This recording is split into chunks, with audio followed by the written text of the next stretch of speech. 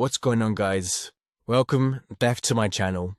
In today's video, I'll be going through the massive Jimmy Butler to the Golden State Warriors trade. But before I do, make sure to smash that like button and subscribe if you haven't already. Here is the full trade. The Warriors get Jimmy Butler. The Heat get Andrew Wiggins, Kyle Anderson for now, PJ Tucker, and a 2025 protected Warriors first-round pick.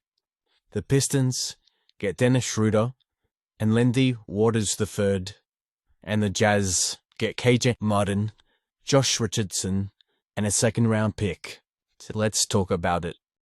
I like this trade for the Warriors in the terms that they didn't have to give up that much to land a star player like Jimmy Butler. Yes, he is 35 and has been in controversy lately, but he's still as good as they come, and when he's in the organization that he likes and that respects him.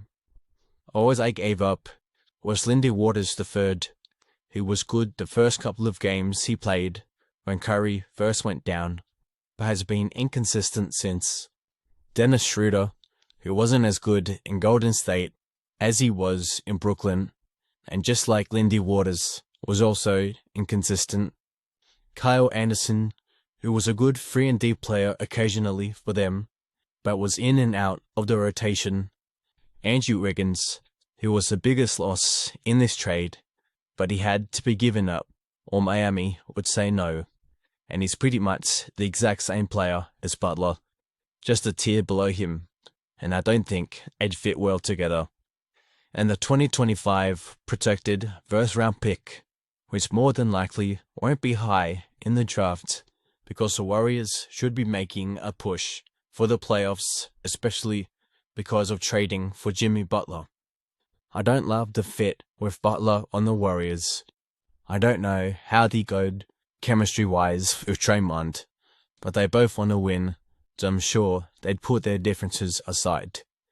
But I also thought that with KD, and look how that turned out, so who knows. The Warriors also aren't the greatest shooting team in the world, and adding Butler might make it worse. But when you have Curry on your team, you should be fine when it comes to shooting. Butler should also take away some of the attention Curry gets and make it easier for Curry to score and facilitate. The new look Warriors lineup should look like this: Curry at point guard, Moses Moody as shooting guard, Jimmy Butler as small forward, Jonathan Kuminga at power forward, and Draymond Green at center, with Braden Podziemski, Buddy Hield, Gary Payton, Trace Jackson-Davis, and Kevon Looney off the bench. Or start Trace Jackson-Davis and have Kuminga come up the bench if you don't want to go small ball. Whatever works for the matchups. I wouldn't be mad with the return if I'm the Heat at all. Sure, they could have got more for someone of Jimmy Butler's caliber, but Butler was out the door anyway, and I'd be happy to get him out of my locker room, even if it meant I only got one second-round pick for him.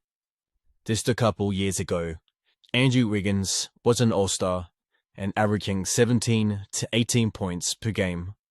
Unfortunately, he just wasn't going to get back to that level in Golden State, and I doubt he'll get back to that level in Miami.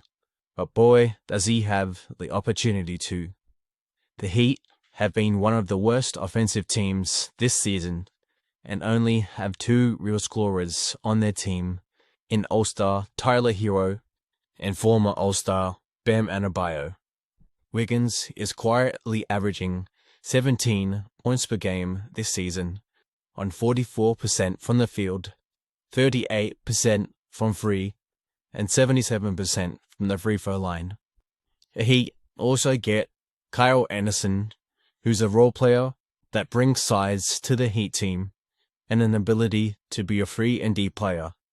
While he doesn't bring size, being a 6'5" power forward, PJ Tucker also brings 3-and-D ability and veteran leadership, playing in 883 games in his career.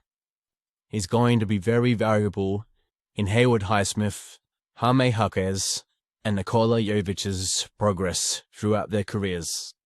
The new look Heat lineup should look like this: Tyler Hero at point guard, Duncan Robinson at shooting guard, Andrew Wiggins at small forward, Bam at power forward, and Khalil Ware at center, with Terry Rozier, if he stays on the team, Jaime Jaquez, Haywood Highsmith, Nikola Jovic, Kevin Love, and Kyle Anderson coming off the bench. The Pistons are also in this trade, so I'll briefly talk about them. I'm a fan of this trade for the Pistons. They've had a great first half of the year.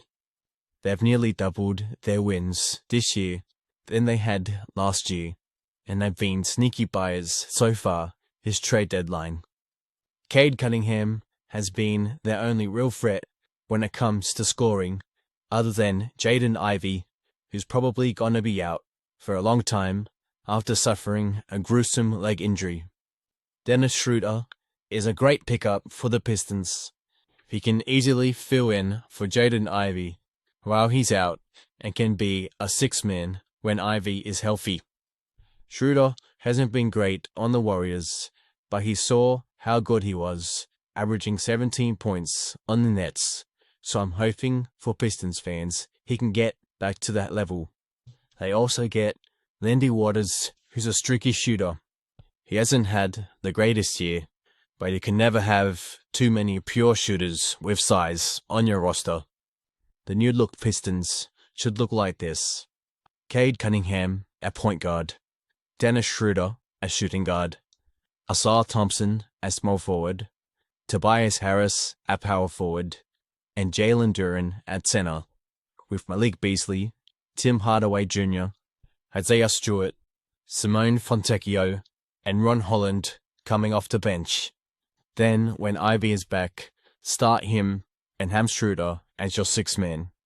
That's gonna end this video. Let me know your thoughts on the trade in the comments below, and make sure to like the video and subscribe if you haven't already.